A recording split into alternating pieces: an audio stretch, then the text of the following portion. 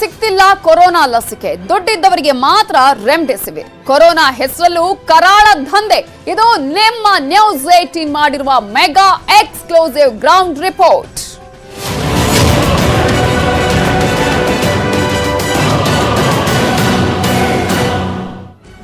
ರಾಜ್ಯದಲ್ಲಿ ಕೊರೋನಾ ಸೋಂಕು ದಿನದಿಂದ ದಿನಕ್ಕೆ ಜಾಸ್ತಿ ಆಗಿದೆ, ಸಾವು ಹೆಚ್ಚಳ ಆಗ್ತಾ ಇದೆ, ಸರಿಯಾದ ಚಿಕಿತ್ಸೆ ಸಿಗ್ತಾ ಇಲ್ಲ, ಜನ ಪ್ರಾಣ ಬಿಡ್ತಿದ್ದಾರೆ. ಕೊರೋನಾ ಲಸಿಕೆ ಖಾಲಿ ಆಗಿದೆ, ಜನ ಲಸಿಕೆ ಹಾಕಿಸ್ಕೊಳ್ಬೇಕು ಅಂತ ಹೋದ್ರೂ ಕೂಡ ಲಸಿಕೆ ಇಲ್ಲ, ಇನ್ನೊಂದಿನ ಬನ್ನಿ ಅನ್ನುವಂತಹ ಉತ್ತರ ಸಿಗ್ತಾ ಇದೆ. ರೆಮ್ಡೆಸಿವಿರ್ ಅಂತೂ ಕೈಗೆ ಕಾಣ್ತಾ ಇಲ್ಲ, ಕಣ್ಣಿಗೆ ಕಾಣ್ತಾ ಇಲ್ಲ, ಕೈಗೆ ಸಿಗ್ತಾ ಇಲ್ಲ ಅನ್ನುವಂತಹ ಪರಿಸ್ಥಿತಿ. ಹಾಗಾದ್ರೆ ಎಲ್ಲಿ ಹೋಗ್ತಾ ಇದೆ ಇವೆಲ್ಲವೂ ಕೂಡ? ಚಿಕಿತ್ಸೆ ಯಾಕೆ ಸಿಗ್ತಾ ಇಲ್ಲ ಜನರಿಗೆ? ಏನಾಗ್ತಾ ಇದೆ? ಸಂಪೂರ್ಣವಾದ ಮಾಹಿತಿಯನ್ನ ನಾವು ಕೊಡ್ತೀವಿ. ಯಾವ ರೀತಿಯಾಗಿ ಇಲ್ಲಿ ದಂಧೆಕೋರರು ಇದ್ದಾರೆ, ಕಾಳ ಸಂತೆಯಲ್ಲಿ ಮಾರಾಟ ಆಗ್ತಾ ಇದೆ ಅನ್ನೋದ ಸಂಪೂರ್ಣ ಗ್ರೌಂಡ್ ರಿಪೋರ್ಟ್ ಅನ್ನ ನಿಮ್ಮ ನ್ಯೂಸ್ 18 ಕನ್ನಡ ಈ ಕರಾಳ ದಂಧೆಯ ಮುಖವನ್ನ ಅನಾವರಣಗೊಳಿಸ್ತಾ ಇದೆ. ಕೊರೋನಾ ರೋಗಿಗಳಿಗೆ ಜೀವರಕ್ಷಕವಾಗಬೇಕಾಗಿರೋದು ರೆಮ್ಡೆಸಿವಿರ್. ಸೋಂಕು ಉಲ್ಬಣ ಆಗದಂತೆ ತಡಿಬೇಕಾಗಿರುವಂತಹ ಲಸಿಕೆ ಈಗ ಸಿಗೋದೇ ಇಲ್ಲ. ಆದ್ರೆ ಇದು ಸಿಗ್ತಾ ಇದೆ ಎಲ್ಲಿ? ಕಾಳ ಸಂತೆಯಲ್ಲಿ. ಜೀವರಕ್ಷಕ ಔಷಧ ಜನಸಾಮಾನ್ಯರಿಗೆ ಸಿಗ್ತಾ ಇಲ್ಲ. 10, 20, 30 ಸಾವಿರಕ್ಕೆ ರೆಮ್ಡೆಸಿವಿರ್ ಮಾರಾಟ ಆಗ್ತಾ ಇದೆ. ಕೊರೋನಾ ಸಂಕಷ್ಟವೇ ದಂಧೆಕೋರರಿಗೆ ಬಂಡವಾಳ ಆಗಿದೆ. ದಂಧೆಯಲ್ಲಿ ಸರ್ಕಾರಿ ಖಾಸಗಿಯವರು ಕೂಡ ಶಾಮೀಲಾಗಿದ್ದಾರೆ. ಆದ್ರೂ ರಾಜ್ಯ ಸರ್ಕಾರ ಇನ್ನೂ ಕೂಡ ಕಣ್ಮುಚ್ಚಿಕೊಳ್ತಿದೆ. ಎಷ್ಟು ದಿನದಿಂದ ಈ ಸಮಸ್ಯೆಯನ್ನ ಹೇಳ್ತಾ ಇದೀವಿ, ಆದ್ರೆ ಸರಿಯಾದಂತಹ ಕ್ರಮವನ್ನ ತೆಗೆದುಕೊಳ್ಳೋದಕ್ಕೆ, ನಿಲ್ಲಿಸೋದಕ್ಕೆ ಇನ್ನೂ ಕೂಡ ಸರ್ಕಾರಕ್ಕೆ ಸಾಧ್ಯ ಆಗ್ಲಿಲ್ಲ. ಹಾಗಾದ್ರೆ ಏನ್ ಮಾಡ್ತಾ ಇದ್ದಾರೆ? ಲಸಿಕೆ ಸಪ್ಲೈ ಉಸ್ತುವಾರಿಗಳು ಗಲ್ಲಿಗಳಲ್ಲೂ ರೆಮ್ಡೆಸಿವಿರ್ ಸೇಲ್ ಆಗ್ತಾ ಇದೆ. ನ್ಯೂಸ್ 18 ಬಿಚ್ಚಿಡ್ತಾ ಇದೆ ಈ ದಂಧೆಯ ಕರಾಳ ಮುಖವನ್ನ. ಹಾಗಾದ್ರೆ ಹೇಗೆ ಡೀಲ್ ಮಾಡ್ತಾರೆ? ಯಾವ ರೀತಿಯಾಗಿ ಸಮಸ್ಯೆ ಇರುವಂತಹ ಸಂದರ್ಭದಲ್ಲಿ ಜನ ಕೇಳಿದಾಗ ಅಲ್ಲಿ ಈ ಒಂದು ರೆಮ್ಡೆಸಿವಿರ್ ಆಗಿರ್ಬೋದು ಅಥವಾ ಚಿಕಿತ್ಸಾ ಔಷಧಿಗಳನ್ನ ಹೇಗೆ ಜಾಸ್ತಿ ಮಾಡ್ಕೊಂಡು ಹೋಗ್ತಾರೆ ರೇಟ್, ಅದನ್ನು ಕೂಡ ನಾವು ತೋರಿಸ್ತೀವಿ. ಸೋಂಕಿತರಿಗೆ ಸಿಗ್ತಾ ಇಲ್ಲ ಈ ಜೀವರಕ್ಷಕ ರೆಮ್ಡೆಸಿವಿರ್. ಕಾಳ ಸಂತೆಯಲ್ಲಿ ನಿಮ್ಗೆ ದುಡ್ಡು ಕೊಟ್ರೆ ಸುಲಭವಾಗಿ ಸಿಕ್ಬಿಡತ್ತೆ. ನ್ಯೂಸ್ 18 ಬಯಲು ಮಾಡ್ತಾ ಇರೋದೇ ರೆಮ್ಡೆಸಿವಿರ್ ದಂಧೆಯ ಈ ಕರಾಳ ಮುಖವನ್ನ. ಯಾವ ರೀತಿಯಾಗಿ ದಂಧೆಕೋರರು ಇದರಲ್ಲಿ ತಮ್ಮನ್ನ ತಾವು ತೊಡಗಿಸಿಕೊಂಡು ದುಡ್ಡು ಮಾಡೋದಕ್ಕೆ ಈ ಸಂದರ್ಭದಲ್ಲಿ ಹೊರಟಿದಾರಲ್ಲ, ಅದನ್ನ ನಾವು ತೋರಿಸ್ತೀವಿ. 3,000 ರೂಪಾಯಿ ಬೆಲೆಯ ರೆಮ್ಡೆಸಿವಿರ್ ಬೆಲೆ 10 ಪಟ್ಟು ಹೆಚ್ಚಳ ಆಗಿದೆ.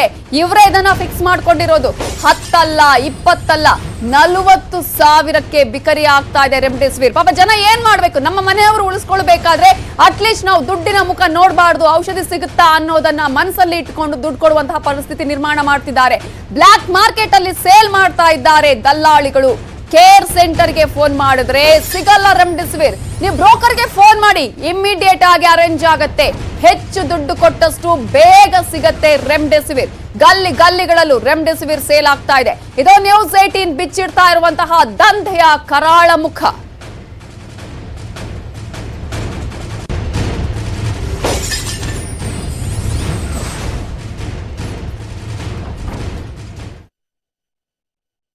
ರೆಮ್ಡೆಸಿವಿರ್ ಇದು ಬೇಕಿತ್ತು, ಹಾಗಾಗಿ ಎಷ್ಟು ಬೇಕಾಗಿದೆ ಸರ್? ಒಂದು 2 ಬೇಕಿತ್ತು ಸರ್. ಸಿಗುತ್ತೆ ಸರ್. ಏನಿದೆ ಸರ್? ಎಷ್ಟಿದೆ ಸರ್? ಒಂದು 10 ಮಿನಿಟ್ಸ್ ಬಿಟ್ಟು ಕಾಲ್ ಮಾಡ್ತೀರಾ? ತಿಳ್ಕೊಂತಾನೆ. ಈಗ ಜಸ್ಟ್ 4 ಇತ್ತು ಮನೆಯಲ್ಲಿ, 5 ಮಿನಿಟ್ಸ್ ಬೇಗ ಕೊಟ್ಬಿಟ್ಟೆ. 5 ಮಿನಿಟ್ಸ್ ಬೇಗ ಕೊಟ್ಬಿಟ್ಟೆ. ಇದೆ ರೆಮ್ಡೆಸಿವಿರ್ ಇದೆ, ಏನು ಪ್ರಾಬ್ಲಮ್ ಇಲ್ಲ. ಬಟ್ ಈ ಸದ್ಯಕ್ಕೆ ಏನು ಪ್ರೈಸ್ ಇದೆ ಅಂತ ನಾನು ಹೇಳ್ತೇನೆ ಸರ್. ಯಾಕಂದ್ರೆ ಈ ಫ್ಲಕ್ಚುಯೇಟ್ ಆಗ್ತಾನೆ ಇದೆ ರೇಟ್, ಅದಕ್ಕೋಸ್ಕರ. ಆಸ್ಪತ್ರೆಯಲ್ಲಿ ಸಿಗಲ್ಲ, ಕಾಳ ಸಂತೆಯಲ್ಲಿ ಸಿಗತ್ತೆ. ಒಂದು ಲಸಿಕೆಗೆ 25ರಿಂದ 30 ಸಾವಿರ ರೂಪಾಯಿಯನ್ನ ಡಿಮ್ಯಾಂಡ್ ಇಡ್ತಾರೆ ಇವರು. ದುಡ್ಡು ಕೊಟ್ರೆ ನಿಮ್ಗೆ ಸ್ಪಾಟ್ ಅಲ್ಲೇ ರೆಮ್ಡೆಸಿವಿರ್ ಸಿಗತ್ತೆ. ಹಾಗಾದ್ರೆ ಈ ಒಂದು ಕರಾಳ ದಂಧೆ ಎಷ್ಟರ ಮಟ್ಟಿಗೆ ಬೆಳೆದಿದೆ ಅನ್ನೋದನ್ನ ನೋಡಿ. ಆಸ್ಪತ್ರೆಯಲ್ಲಿ ಕೇಳಿದ್ರೆ, ಮೆಡಿಕಲ್ ಶಾಪ್ಗಳಲ್ಲಿ ಕೇಳಿದ್ರೆ ಎಲ್ಲೂ ಕೂಡ ಸಿಗೋದಿಲ್ಲ. ಡಾಕ್ಟರ್ಗಳು ಇಮಿಡಿಯೇಟ್ ಆಗಿ ಬರೆದು ಕೊಡ್ತಾರೆ ರೆಮ್ಡೆಸಿವಿರ್ ಬೇಕು ಅಂತ ಹೇಳಿ. ಆದ್ರೆ ಎಲ್ಲಿ ಹುಡುಕೋದು? ಹುಡುಕ್ತಾ ಹೋದ್ರೆ ನಿಮ್ಗೆ ದುಡ್ಡು ಕೊಟ್ರೆ ಇಮಿಡಿಯೇಟ್ ಆಗಿ ಈ ಒಂದು ಔಷಧಿಯನ್ನ ಕೊಡ್ತಾರೆ. 3ರಿಂದ 4 ಡೋಸ್ ಬೇಕಂದ್ರೆ 1 ಲಕ್ಷ ಬೇಡಿಕೆಯನ್ನ ಇಡ್ತಾರೆ. ಸೋಂಕಿತರಿಗೆ ಸೀರಿಯಸ್ ಇದೆ, ಬೇಗ ತನ್ನಿ ಅಂತ ಹೇಳ್ತಾರೆ ಡಾಕ್ಟರ್. 3ರಿಂದ 4 ಡೋಸ್ ಕೊಡ್ಲೇಬೇಕು ಅಂತ ಡಾಕ್ಟರ್ ಹೇಳ್ತಾರೆ. ಆದ್ರೆ ಡಾಕ್ಟರ್ ಮಾಡ್ತಾರಲ್ಲ, ಈಗಲೇ ಬೇಕು ಅಂತ ಹೇಳ್ತಾರೆ, ಯಾಕಂದ್ರೆ ಪೇಷಂಟ್ ಅನ್ನು ಉಳಿಸ್ಕೊಳ್ಬೇಕು ಅಂತ ಹೇಳಿ. ಆದ್ರೆ ಆ ಅರ್ಜೆಂಟ್ಗೆ ಈಗ ಸಿಗ್ತಾ ಇಲ್ಲ ರೆಮ್ಡೆಸಿವಿರ್. 1 ಡೋಸ್ಗೆ 25 ಸಾವಿರ ಬೇಡಿಕೆಯನ್ನ ಇಡ್ತಾ ಇದ್ದಾರೆ ಬ್ರೋಕರ್ಸ್. ನ್ಯೂಸ್ 18 ಬಿಚ್ಚಿಡ್ತಾ ಇದೆ ಸಾಕ್ಷ್ಯ ನಂಬರ್ 2.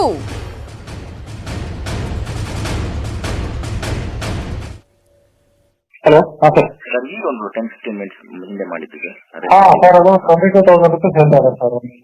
ಒಂದು ಇಂಜೆಕ್ಷನ್ 22,000 ಆಗುತ್ತೆ ಸರ್. ಏನ್ ಕಡಿಮೆ ಆಗುತ್ತೆ ಸರ್? 25 ಇದೆ. ನಾನು ಯಾವಾಗಿಂದ ತಗೊಂಡ್ರೆ ನನಗೆ ಗೊತ್ತಿರೋದು ಸರ್. 25-30 ಹೇಳ್ತಾ ಇದಾರೆ ಸರ್. ನನ್ only for me it is 22. ತುಂಬಾ ಕಷ್ಟ ಇದೆ ಸರ್, ಇಂಜೆಕ್ಷನ್ ಸಿಗೋದೇ ಕಷ್ಟ ಇದೆ ಸರ್.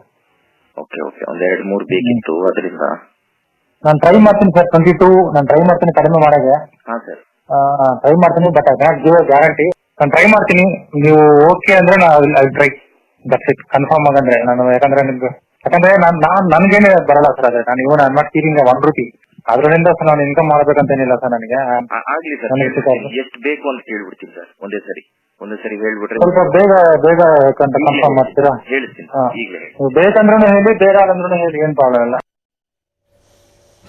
ಸೊ ಯಾವ ರೀತಿಯಾಗಿ ದುಡ್ಡು ಬಿಖರಿ ಆಗ್ತಾ ಇದೆ ಇಲ್ಲಿ ಅನ್ನೋದನ್ನ ನೀವು ನೋಡಬಹುದು. ಯಾವ ರೀತಿಯಾಗಿ ರೇಟ್ ಇನ್ಕ್ರೀಸ್ ಆಗ್ತಾ ಹೋಗುತ್ತೆ, ಎಷ್ಟರ ಮಟ್ಟಿಗೆ ಇಲ್ಲಿ 10 ಪಟ್ಟಕ್ಕಿಂತಲೂ ಹೆಚ್ಚು ರೇಟ್ ಅನ್ನ ಫಿಕ್ಸ್ ಮಾಡ್ತಾ ಇದ್ದಾರೆ. ಆಸ್ಪತ್ರೆಗಳಲ್ಲಿ ಇಲ್ಲದ ಡ್ರಗ್ ಸಿಬ್ಬಂದಿ ಬಳಿ ಇರುತ್ತೆ. ಎಷ್ಟು ಬೇಕು ಡ್ರಗ್ಸ್ ಅನ್ನುವಂತಹ ಒಂದು ಮಾತನ್ನ ಬ್ರೋಕರ್ಸ್ ಅಲ್ಲಿ ಕೇಳ್ತಾರೆ, ಡ್ರಗ್ಸ್ ಬ್ರೋಕರ್ ಕೇಳ್ತಾರೆ. ಬೆಂಗಳೂರಿನ ಬಹುತೇಕ ಖಾಸಗಿ ಆಸ್ಪತ್ರೆಗಳಲ್ಲಿ ಈ ದಂಧೆ ನಡೀತಾ ಇದೆ. ನರ್ಸ್ ಆಗಿರ್ಬೋದು, ಆಯಾ ಆಗಿರ್ಬೋದು, ವೈದ್ಯರಾಗಿರ್ಬೋದು, ಇದರಲ್ಲಿ ಭಾಗ ಎಲ್ಲರ ಬಗ್ಗೆ ನಾವು ಮಾತಾಡ್ತಾ ಇಲ್ಲ. ಎಲ್ಲರೂ ಈ ತರ ಭಾಗಿಯಾಗಿದ್ದಾರೆ ಅಂತ ಹೇಳ್ತಾ ಇಲ್ಲ. ಆದ್ರೆ ಒಂದಷ್ಟು ಜನ ಇದ್ದಾರೆ ಇದನ್ನೇ ಬಂಡವಾಳ ಮಾಡ್ಕೊಂಡಂತವರು. ರೋಗಿಗೆ ಬರುವ ಡ್ರಗ್ಸ್ ಅನ್ನೇ ಮಾರುವಂತಹ ದಂಧೆ ಇದು. ರೆಮ್ಡೆಸಿವಿರ್ ಮಾರಾಟವೇ ಇವರಿಗೆ ವ್ಯಾಪಾರ, ಇವರಿಗೆ ಬಂಡವಾಳ. ಈ ಸಂದರ್ಭದಲ್ಲಿ ನಾವು ದುಡ್ಡು ಮಾಡ್ಕೊಂಡ್ರೆ ಆಯ್ತಪ್ಪ ಅನ್ನುವಂತಹ ಮನಸ್ಥಿತಿ ಇರುವಂತವರು ಈ ಕೆಲಸದಲ್ಲಿ ತೊಡಗಿಸಿಕೊಂಡಿದ್ದಾರೆ. ರಾಜ್ಯದ ಬಹುತೇಕ ಸರ್ಕಾರಿ ಆಸ್ಪತ್ರೆಗಳಲ್ಲೂ ಕೂಡ ಈ ದಂಧೆ ನಡೀತಾ ಇದೆ. ಆದ್ರೆ ಇಷ್ಟೆಲ್ಲ ಆಗ್ತಾ ಇದೆ. ಪ್ರತಿನಿತ್ಯ ಜನ ಆಳ್ತಾ ಇದ್ದಾರೆ, ಪ್ರತಿನಿತ್ಯ ಜನ ಹೇಳ್ತಿದ್ದಾರೆ ರೆಮ್ಡೆಸಿವಿರ್ ಸಿಗ್ತಾ ಇಲ್ಲ ಅಂತ ಹೇಳಿ. ಆದ್ರೂ ಇಲ್ಲಿವರೆಗೂ ಕೂಡ ಏನಾಗ್ತಾ ಇದೆ, ಎಲ್ಲಿದೆ? ಆವತ್ತು ಅಶ್ವಥ್ ನಾರಾಯಣ ಅವರು ಹೇಳಿದ್ರು ಸಾಕಷ್ಟು ಟನ್ಗಳನ್ನ ನಾವು ಈಗಾಗಲೇ ತರಿಸ್ಕೊಳ್ತಾ ಇದೀವಿ, ಎಲ್ಲೂ ಹೋಗ್ತಾ ಇಲ್ಲ. ಆದ್ರೆ ಕರಾಳ ದಂಧೆ ನಡೀತಾ ಇದೆ, ಇದು ಏನೋ ಆಗ್ತಾ ಇದೆ ಅಂತ ಹೇಳಿ. ಆದ್ರೆ ಅದನ್ನ ಹುಡುಕಾಡುವಂತಹ, ತನಿಖೆ ಮಾಡಿಸುವಂತಹ ಪ್ರಯತ್ನ ಮಾಡಬೇಕಾಗಿತ್ತಲ್ಲ, ಯಾಕಾಗಿಲ್ಲ? ನ್ಯೂಸ್ 18 ಕೊಡ್ತಾ ಇದೆ ಮತ್ತೊಂದು ಇದೇ ರೀತಿಯಾದಂತಹ ದಂಧೆಯ ಸಾಕ್ಷ್ಯ ನಂಬರ್ 3. ಸರ್, ನಮ್ಮ ಬ್ರದರ್ಗೆ ಆಕ್ಸಿಜನ್ ಇದು ಕಡಿಮೆ ಆಗ್ತಾ ಇದೆ ಸರ್. ರೆಮ್ಡಿಸಿವಿರ್ ಕೂಡ ಬೇಕು ಅಂತ ಕೇಳ್ತಾ ಇದಾರೆ ಸರ್. ಇದ್ ಮಾಡ್ಲಿಕ್ಕೆ ಆಗುತ್ತೆ ಸರ್ ರೆಮ್ಡಿಸಿವಿರ್? ಅವರು ಬರ್ಕೊಡ್ತೀನಿ, ಚೀಟಿ ಬರ್ಕೊಡ್ತೀನಿ ಅಂತಿದ್ದಾರೆ ಸರ್. ಸಂಡೇ ಅಂತಿದ್ದಾರೆ ಸರ್. ಅದಕ್ಕೆ ಸಿಗ್ತಾ ಇಲ್ಲ ಸರ್. ಎಷ್ಟು ಬೇಕಾಗುತ್ತೆ ಸರ್? ಸರ್ ಸದ್ಯಕ್ಕೆ 2 ಕೊಡಿ ಅಂತಿದ್ದಾರೆ ಸರ್. ಇವತ್ತಿಗೆ ಆಗತ್ತಂತೆ ಸರ್, ನಾಳೆ ಬೆಳಗ್ಗೆಗೆ ಬೇಕಂತೆ ಸರ್. ಅಮೌಂಟ್ ಜಾಸ್ತಿ ಆಗತ್ತಲ್ಲ ಸರ್? 23 ಆಗುತ್ತೆ ಒಂದಕ್ಕೆ ಸರ್. ಇವ್ರು ಹೇಳಿದ್ದು 18,000ಕ್ಕೆ ಸಿಗ್ಬೋದು ನೋಡಿ ಸರ್. ಅವಾಗಿತ್ತು 18ಕ್ಕೆ 14 ಕೊಟ್ಟಿದ್ವಿ. ಕಷ್ಟ ಆಗಿದೆ, ಸಿಗ್ತಾ ಇಲ್ಲ. ಪೊಲೀಸ್ ಎಲ್ಲ ಇದ್ ಮಾಡ್ತಾರೆ, ಹಂಗಾಗಿ ಬೇರೆ ಯಾರು ತಿಳ್ಕೊಬೇಕಾಗತ್ತೆ. ಲಾಸ್ಟ್ ಟೈಮ್ 22 ಸಿಗ್ತದೆ ನೋಡಿ ಸರ್. ಒಂದು 22 ಸಿಗುತ್ತೆ. ಹೇಳಿ ಸರ್, ನಾನು ನಾಳೆ ಬೆಳಗ್ಗೆ ಬೇಕು ಸರ್. ಇವತ್ತಿಗೆ ನಡೀತು ಸರ್. ಇವತ್ತಿಗೆ 2 ಇದೆ ಸರ್. ಬೇಕಂದ್ರೆ ನೀವು ಸಂಜೆ ಒಳಗೆ ಬಂದ್ಬಿಟ್ಟು ತಂದೋಬೇಕಾಗತ್ತೆ. 4 ಇದೆ. ಒಂದಕ್ಕೆ 22,000 ಆಗುತ್ತೆ ಸರ್. ಹೋಗೋದ್ರೆ ಇಲ್ಲ ಸರ್, ಅದನ್ನು ನನ್ನ ಹತ್ರ ಇಲ್ಲ. ನಿಮ್ಗೆ ಎಮರ್ಜೆನ್ಸಿ ಅದು ಚೀಟಿ ಗೀಟಿರ ಅಂತ ಹೇಳ್ತಾರೆ ಅಷ್ಟೇ. ಅದು ನನ್ನ ಹತ್ರ ಇಲ್ಲ. ಹೇಳಿದ್ರೆ ಅವ್ರಿಗೆ ಹೇಳ್ತೀನಿ, ಅವ್ರ ಹತ್ರ ಇದೆ ಸುಧಾರ ಮಾಡಕ್ ಹೇಳ್ತೀನಿ. ಇಲ್ಲ ಅಂದ್ರೆ ಇರ್ತಾಗತ್ತೆ ಅಷ್ಟೇ ಇದೆ, ಏನ್ ಮಾಡಂಗಿಲ್ಲ. ಎಲ್ಲೂ ಸಿಗ್ತಾ ಇಲ್ಲ ಸರ್. ಅದೇ ಪ್ರಾಬ್ಲಮ್ ಆಗ್ತಾ ಇರೋದು. ಈಗ EDC ಸಿಕ್ಕರೆ ಏನು ತೊಂದರೆ ಇಲ್ಲ, ಡ್ರಗ್ ಆಫೀಸರ್ ಅಲ್ಲೂ ಸಿಗ್ತಾ ಇಲ್ಲ. ಎಲ್ಲೂ ಸಿಗ್ತಾ ಇಲ್ಲ, ಅಲ್ಲೂ ಸಿಗ್ತಾ ಇಲ್ಲ, ಇಲ್ಲೂ ಸಿಗ್ತಾ ಇಲ್ಲ. 3,000 23,000 ಕೊಡಿ, 20,000 ಕೊಡಿ, 18,000 ಕೊಡಿ. ಒಟ್ಟಾರೆ ಆಗಿ ಈಗ 10 ಪಟ್ಟು ದುಡ್ಡು ಜಾಸ್ತಿ ಕೊಟ್ರೆ ನಿಮ್ಗೆ ಇಮಿಡಿಯೇಟ್ ಆಗಿ ರೆಮ್ಡಿಸಿವಿರ್ ಸಿಗುತ್ತೆ. ಹಾಗಾದ್ರೆ ಎಲ್ಲಿ ಹೋಗ್ತಾ ಇದೆ? ಎಲ್ಲರೂ ಕೂಡ ಇದರಲ್ಲಿ ಯಾವ ರೀತಿಯಾಗಿ ಪಾಲ್ಗೊಂಡಿದ್ದಾರೆ ಅನ್ನುವಂತಹ ಆಶ್ಚರ್ಯ ಇದು. ಯಾಕಂದ್ರೆ ಈ ಕಷ್ಟದ ಸಂದರ್ಭ ಇದು. ಜನ ಸಾವು ಬದುಕಿನ ನಡುವೆ ಹೋರಾಡ್ತಿರ್ತಾರೆ, ಅವರ ಫ್ಯಾಮಿಲಿಯವರು ಒದ್ದಾಡ್ತಾ ಇರ್ತಾರೆ, ಹೇಗಾದ್ರೂ ನಮ್ಮವ್ರನ್ನ ಬದುಕಿಸ್ಬೇಕು, ಅಟ್ಲೀಸ್ಟ್ ಔಷಧಿ ಸಿಕ್ಕಿದ್ರೆ ಸಾಕಪ್ಪ ಅಂತ ಹೇಳಿ. ಆದ್ರೆ ಏನ್ ಮಾಡ್ತಾ ಇದ್ದಾರೆ ಇವರು? ಯಾವ ರೀತಿಯಾಗಿ ಇದನ್ನೇ ಬಂಡವಾಳ ಮಾಡಿಕೊಂಡು ತಾವು ದುಡ್ಡು ಮಾಡೋದಕ್ಕೆ ಹೊರಡ್ತಾರೆ. ನಾಳೆ ಏನಾದ್ರೂ ನಿಮ್ಗೂ ಕೂಡ ಇಂತಹ ಪರಿಸ್ಥಿತಿ ಬಂದ್ರೆ, ಯಾವುದೇ ಲಕ್ಷಣಗಳಿದ್ದಂತಹ ಸಂದರ್ಭದಲ್ಲಿ ಆಗಿರ್ಬೋದು, ಅಥವಾ ಇಂತಹ ಸಮಸ್ಯೆ ಬಂದ್ರೆ ನೀವು ಕೂಡ ಇದೇ ರೀತಿಯಾಗಿ ಮಾಡ್ತೀರಾ. ಒಂದ್ಸಲ ಅದನ್ನ ಯೋಚನೆ ಮಾಡ್ಬೇಕಾಗತ್ತೆ. ಯಾರು ಕೂಡ ಇಲ್ಲಿ ಶಾಶ್ವತವಾಗಿ ಅಂತ ಇರೋದಕ್ಕೆ ಸಾಧ್ಯನೇ ಇಲ್ಲ. ಒಂದಲ್ಲ ಒಂದಲ್ಲ ಒಂದಿನ ಎಲ್ಲರೂ ಕೂಡ ಹೋಗ್ಲೇಬೇಕು. ಆದ್ರೆ ಯಾವ ಸಂದರ್ಭ ಅನ್ನೋದನ್ನ ನೀವು ನೋಡ್ಕೊಳ್ಬೇಕಾಗತ್ತೆ. ಈ ತರ ದುಡ್ಡು ಮಾಡ್ಕೊಳ್ತಾ ಇದ್ದೀರಲ್ಲ, ಕಾಳ ಸಂತೆಯಲ್ಲಿ ಈ ತರ ಬಿಕ್ರಿ ಮಾಡ್ತಾ ಇದ್ದೀರಲ್ಲ, ಜೀವ ರಕ್ಷಕ ಆಗ್ಬೇಕಾಗಿದ್ದನ್ನ ಪ್ರಾಣವನ್ನ ಉಳಿಸುವ ಬದಲು ಪ್ರಾಣ ತೆಗೆಸುವಂತಹ ಕೆಲಸ ಮಾಡ್ತಾ ಇದ್ದೀರಲ್ಲ, ಒಂದು ದಿನ ಎಲ್ಲರೂ ಕೂಡ ಕರ್ಮವನ್ನ ಅನುಭವಿಸ್ತಾರೆ ಅಂತ ಹೇಳ್ತಾರೆ. ಅದು ಪ್ರತಿಯೊಬ್ಬರಿಗೂ ಕೂಡ ಬರ್ದಿರುತ್ತೆ. ಹಾಗಾಗಿ ಸ್ವಲ್ಪ ಈ ತರ ಮಾಡೋದಕ್ಕಿಂತ ಮುಂಚೆ ಯೋಚನೆ ಮಾಡೋದು ಒಳಿತು ಅಂತ ಅನ್ಸುತ್ತೆ. ಪ್ರತಿ ಬಾರಿ ಕೂಡ ಜನರ ಪ್ರಾಣ ಹೋದಾಗ ಅವ್ರು ಹೇಳ್ತಾ ಇರ್ತಾರೆ, ಅವರ ಮನೆಯವರು, ಈ ತರ ಆಗ್ತಾ ಇದೆ, ಒಂದು ರೆಮ್ಡೆಸಿವಿರ್ ಸಿಗ್ತಾ ಇಲ್ಲ, ನಮ್ಗೆ ಔಷಧಿ ಸಿಗ್ತಾ ಇಲ್ಲ, ಆಕ್ಸಿಜನ್ ಸಿಗ್ತಾ ಇಲ್ಲ ಅಂತ. ಹಾಗಾದ್ರೆ ಇದರ ಪಾಲುದಾರರಿದಾರಲ್ಲ, ಒಂದು ಚೂರು ಏನು ಅನ್ಸೋದೇ ಇಲ್ವಾ ಅವರಿಗೆ ಅಂತ ಹೇಳಿ. ಮಂಡ್ಯದ ನಾಗಮಂಗಲದಲ್ಲೂ ಕೂಡ ರೆಮ್ಡೆಸಿವಿರ್ ಇಂಜೆಕ್ಷನ್ ದಂಧೆ ನಡೀತಾ ಇದೆ. ಸಾರ್ವಜನಿಕ ಆಸ್ಪತ್ರೆ ಇಂತಹ ಅಕ್ರಮ ದಂಧೆಯ ಹಾಟ್ಸ್ಪಾಟ್ ಆಗಿದೆ. ಸೋಂಕಿತರ ರೆಮ್ಡೆಸಿವಿರ್ ಇಂಜೆಕ್ಷನ್ ಅಲ್ಲಿ ಕಾಳ ಸಂತೆಯಲ್ಲಿ ಮಾರಾಟ ಆಗ್ತಾ ಇದೆ. ನೋಡಿ, ಪ್ರತಿಯೊಬ್ರು ಕೂಡ ಯಾವ ರೀತಿಯಾಗಿ ಇಲ್ಲಿ ತೊಂದರೆಗಳನ್ನ ಪಡ್ತಾ ಇದ್ದಾರೆ, ಏನಾಗುತ್ತೋ ಏನೋ ಅನ್ನುವಂತಹ ಆತಂಕದಲ್ಲಿ ಇರ್ತಾರೆ. ಬಟ್ ಇದರ ಬಗ್ಗೆ ಯಾವ್ದು ಕೂಡ ಯಾರು ತರ ಕೆಡಿಸ್ಕೊಳ್ತಾ ಇಲ್ಲ. ತಾಲೂಕು ಸಾರ್ವಜನಿಕ ಆಸ್ಪತ್ರೆಯಲ್ಲೇ ಈಗ ಒಂದು ಬೆಳಕಿಗೆ ಬಂದ ಪ್ರಕರಣ ತೋರಿಸ್ತಾ ಇರೋದು. ಸೋಂಕಿತರಿಗೆ ಕುಟುಂಬಸ್ಥರಿಂದ ಈ ಒಂದು ದಂಧೆ ಬಯಲಾಗಿದೆ. ನಿನ್ನೆ ಕೂಡ ನಾವು ಈ ವಿಚಾರವನ್ನ ತೋರಿಸ್ತಾ ಇದ್ವಿ. ಸೋಂಕಿತ ವ್ಯಕ್ತಿಯ ಕುಟುಂಬಸ್ಥರ ಹತ್ರ ನಾವು ಮಾತನಾಡಿಸಿದ್ವಿ. ಏನಾಯ್ತು ಅಲ್ಲಿ, ಯಾವ ರೀತಿಯಾಗಿ ಅಲ್ಲಿ ಕಳ್ಳ ದಂಧೆ ಮಾಡ್ತಾ ಇದ್ರು, ಡಾಕ್ಟರೇ ಅಲ್ಲಿ ಸೇರ್ಕೊಂಡಿರೋದು, ಇದರಲ್ಲಿ ಡಾಕ್ಟರೇ ಸುಳ್ಳು ಎಂಟ್ರಿಯನ್ನ ಮಾಡಿರೋದು ಇದರಲ್ಲಿ. ಆ ನಂತರ ಅಲ್ಲಿಗೆ ಅವರ ಕುಟುಂಬಸ್ಥರು ಕೇಳಿದಂತಹ ಸಂದರ್ಭದಲ್ಲಿ ಅವರಿಗೆ ಅಲ್ಲಿ ಹಲ್ಲೆ ಮಾಡುವಂತಹ ಪ್ರಯತ್ನವನ್ನ ಮಾಡ್ತಾರೆ. ಡಾಕ್ಟರ್ಗಳನ್ನ ನಾವು ದೇವರು ಅಂತ ಪರಿಗಣಿಸ್ತೀವಿ, ದೇವರು ಅಂತ ನಾವು ಹೇಳ್ತೀವಿ.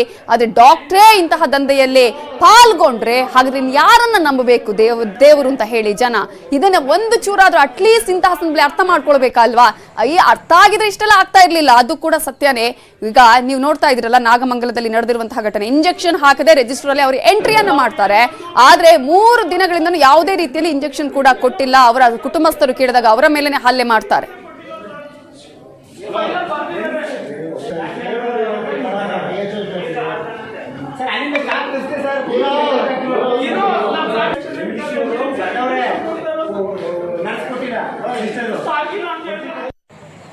ಬರ್ದಿದಾರಲ್ವ ಸರ್, ನಾನೇ ಕೈಯಾರೆ ಬರ್ದಿದ್ದೀನಿ ಕೊಟ್ಟಿದ್ದೀನಿ ಅಂತ. ಪೇಷಂಟ್ನ ಕೇಳಿದ್ರೆ ಕೊಟ್ಟಿಲ್ಲ ಅಲ್ವಾ ಸರ್? ಪೇಷಂಟ್ನ ಕೇಳಿದ್ರೆ ಕೊಟ್ಟಿಲ್ಲ, ಯಾವುದೂ ಕೊಟ್ಟಿಲ್ಲ. 3 ದಿನದಿಂದ ಬರ್ದಿದ್ದೀನಿ ಅಂತ ಇದ್ದಾರೆ, 3 ದಿನದಿಂದನೂ ಕೊಟ್ಟಿಲ್ಲ ಅಲ್ಲ ಸರ್? ಹೇಳ್ಬೇಕಲ್ವ ಸರ್? ಇಲ್ಲ ಅಂದರೆ ಇಲ್ಲ ಅಂತ ಹೇಳಿ ಎಲ್ಲೋ ಒಂದು ಅರೇಂಜ್ ಮಾಡೋಣ. ನಮ್ಗೆ ಅವ್ರು ಬಿಟ್ರೆ ಬೇರೆ ಏನಿದೆ ಸರ್ ನಮ್ಮ ಲೈಫು? ಯಾಕೋಸ್ಕರ ಒದ್ದಾಡ್ತೀವಿ ನಾವು? ಏನಿದೆ ಸರ್ ನಮಗೆಲ್ಲಿ? ಯಾಕೋಸ್ಕರ ನಾವು ಇಷ್ಟೆಲ್ಲ ಸರ್ಕಸ್ ಮಾಡ್ತೀವಿ? ಯಾಕೆ ಇಲ್ಲಿ ಕರ್ಕೊಂಡ್ಬಂದಿದ್ವಿ? ನಮ್ಗೇನು ಸೇಫು ಅನ್ನೋದಕ್ಕೋಸ್ಕರ ಅಲ್ವಾ ಸರ್ ನಾವು ಕರ್ಕೊಂಬರೋದು? ಕೊಟ್ಟಿರೋ ಮೆಡಿಸಿನೇ ಕೊಟ್ಟಿಲ್ಲ. ಈಗ ಪೊಲೀಸರು ನಿಮ್ಮ ಕಣ್ಮುಂದೆ, ನಿಮ್ಮ ಹತ್ರನೇ ವಿಡಿಯೋ ಇದೆ, ನಿಮ್ಮ ಕಣ್ಮುಂದೆ ಪೊಲೀಸರು ಅವ್ರು ಇರೋ ಬಂದ್ಮೇಲೆ ಹೆಂಗ್ ಸರ್ ಕೊಟ್ಟರು? ಮೊದಲು ಕೊಟ್ಟಿದ್ದೀನಿ ಅಂತ ಅಂದರು, ಎಲ್ಲ ಮಾಡಿದ್ದೀವಿ ಅಂದರು. ಪೊಲೀಸರು ಬಂದರು, ಕೈ ಎತ್ತು ಮುಗಿಬೇಕು. ಪೊಲೀಸರು ಬಂದಮೇಲೆ ಕೊಟ್ಟಿದ್ದೀನಿ. ಇವಾಗ ಪೊಲೀಸರು ಕೊಡ್ಸಿದ್ರಲ್ವ ಸರ್? ಮೊದಲು ಯಾಕೆ ಸರ್ ನಾನು ಅಷ್ಟೆಲ್ಲ ಗಲಾಟೆ ಮಾಡಿದೆ? ಕೊಟ್ಟಿದ್ದೀನಿ ಅಂತ ಯಾಕೆ ಸಾರಿ ಹೇಳಿದ್ರು? ನಮಗೆ ಜೀವ ಅಲ್ವಾ ಸರ್, ನಮ್ಮ ಮನೆ ಅಲ್ವಾ ಸರ್? ಇವರು ಒಬ್ರು ಅಲ್ಲ, ಇಂತಹ ಸಾವಿರಾರು ಜನರ ಕಣ್ಣೀರ ಶಾಪ ಇದೆಯಲ್ಲ, ಇದು ಇವ್ರನ್ನ ತಟ್ಟದೆ ಬಿಡೋದೇ ಇಲ್ಲ. ಯಾಕಂದ್ರೆ ಆ ತರದ ಕೆಟ್ಟ ಕೆಲಸವನ್ನ ಮಾಡ್ತಾ ಇದ್ದಾರೆ. ಅವರಿಗೆ ಅನ್ನಿಸಬಹುದು ನಾವೀಗ ದುಡ್ಡು ಮಾಡ್ಕೊಳ್ತಾ ಇದ್ದೀವಿ, ಇದೇ ಒಂದು ನಮ್ಗೆ ಸರಿಯಾದ ಚಾನ್ಸ್ ಅಂತ ಹೇಳಿ. ಕರ್ಮ ಹಿಟ್ಸ್ ಬ್ಯಾಕ್ ಅಂತ ಹೇಳ್ತಾರಲ್ಲ, ಒಂದಲ್ಲ ಒಂದು ದಿನ ಖಂಡಿತವಾಗ್ಲೂ ಕೂಡ ಅನುಭವಿಸ್ತೀರಾ. ಯಾಕಂದ್ರೆ ಎಲ್ರಿಗೂ ಕೂಡ ಇಂತಹ ಸಂದರ್ಭ ಬಂದೊದಗುತ್ತೆ ಒಂದಲ್ಲ ಒಂದು ದಿನ. ಆದ್ರೆ ಸರ್ಕಾರ ಏನ್ ಮಾಡ್ತಾ ಇದೆ ಅನ್ನುವಂತಹ ಪ್ರಶ್ನೆ ಇದೆ. ಯಾಕಂದ್ರೆ ಈಗಾಗಲೇ ಹೇಳ್ತೀವಿ, ನಾವು ಕ್ರಮವನ್ನ ಕೈಗೊಳ್ತೀವಿ, ಯಾವುದೇ ರೀತಿಯಲ್ಲಿ ಇದನ್ನ ನಾವು ಮಟ್ಟ ಹಾಕದೆ ಬಿಡೋದಿಲ್ಲ ಅಂತ ಹೇಳಿ. ಏನಾಗ್ತಾ ಇದೆ? ಇನ್ನೂ ಕೂಡ ಜನ ಅಳ್ತಾ ಇದ್ದಾರೆ, ತಮ್ಮವರನ್ನ ಕಳ್ಕೊಳ್ತಾ ಇದ್ದಾರೆ. ಅಟ್ಲೀಸ್ಟ್ ಈಗಲಾದ್ರೂ ಸರ್ಕಾರ ತನಿಖೆ ಮಾಡಿಸಿ ಯಾರು ತಪ್ಪಿತಸ್ಥರಿದ್ದಾರೆ, ಏನಾಗ್ತಾ ಇದೆ, ಸರಿ ಮಾಡುವಂತಹ ಪ್ರಯತ್ನವನ್ನ ಮಾಡ್ತಾ ಇದೆಯಾ? ಅಂತಹ ಪ್ರಯತ್ನಗಳು ಕೂಡ ಆಗ್ತಾ ಇಲ್ಲ. ಎಲ್ಲರೂ ಕೂಡ ಭಾಗಿ ಆಗ್ತಾ ಇರೋದನ್ನ ನಾವು ನೋಡ್ತಾ ಇದೀವಿ. ಇದು ಒಂದ್ ಕಡೆ ರೆಮ್ಡೆಸಿವಿರ್ ಕತೆ ಆದ್ರೆ, ಇನ್ನೊಂದು ಕಡೆ ಆಕ್ಸಿಮೀಟರ್ಗಾಗಿ ಈಗ ಯಾವ ರೀತಿ ಡಿಮ್ಯಾಂಡ್ ಇದೆ ನಮ್ಗೆಲ್ಲರಿಗೂ ಕೂಡ ಗೊತ್ತಿದೆ. ಕಳೆದ 1 ವರ್ಷದಿಂದ ಜನ ಅಟ್ಲೀಸ್ಟ್ ನಮ್ಮ ಮನೆಯಲ್ಲೇ ನಾವು ಆಕ್ಸಿಮೀಟರ್ ಇಟ್ಕೊಂಡು ನೋಡೋಣ, ಚೆಕ್ ಮಾಡ್ಕೊಳ್ಳೋಣ ಅಂತ ಅಂದ್ಕೊಳ್ತಾರೆ. ಅದರ ದಂಧೆ ಕೂಡ ನಡೀತಾ ಇದೆ. ಇವತ್ತು 970 ರೂಪಾಯಿ ಇದ್ರೆ ಇನ್ನೊಂದು ಕಡೆ 1500 ಆಗುತ್ತೆ, ಇನ್ನೊಂದು ಕಡೆ 3000 ಆಗುತ್ತೆ, 5000 ಆಗುತ್ತೆ. ಹಾಗಾದ್ರೆ ಏನ್ ಮಾಡ್ತಾ ಇದ್ದಾರೆ? ಯಾವ ರೀತಿಯಾಗಿ ಇದನ್ನ ಬಿಕರಿ ಮಾಡುವಂತಹ ಪ್ರಯತ್ನಗಳು ಆಗ್ತಾ ಇದೆ? ಇದರ ಬಗ್ಗೆ ಕೂಡ ನಾವು ತೋರಿಸ್ತಾ ಹೋಗ್ತೀವಿ. ಒಂದು ಚಿಕ್ಕ ಬ್ರೇಕ್ ತಗೊಳ್ಳೋಣ. ಬ್ರೇಕ್ಗಿಂತ ಮುಂಚೆ ದೇಶದ ಎಲ್ರಿಗೂ ಕೊರೋನಾ ವ್ಯಾಕ್ಸಿನ್ ಸಿಗಬೇಕು ಅನ್ನೋದು ನೆಟ್ವರ್ಕ್ 18 ಆಶಯ. ಫೆಡರಲ್ ಬ್ಯಾಂಕ್, ಅಪೋಲೋ ಸಹಯೋಗದೊಂದಿಗಿನ ನೆಟ್ವರ್ಕ್ 18ನ ಈ ಆಶಯಕ್ಕೆ ದೇಶವ್ಯಾಪಿ ಬಲ ಸಿಕ್ಕಿದೆ. ಎಲ್ರಿಗೂ ವ್ಯಾಕ್ಸಿನ್ ಅನ್ನುವ ಜಾಗೃತಿ ಮೂಡಿದೆ. ರಾಜ್ಯ ಸರ್ಕಾರ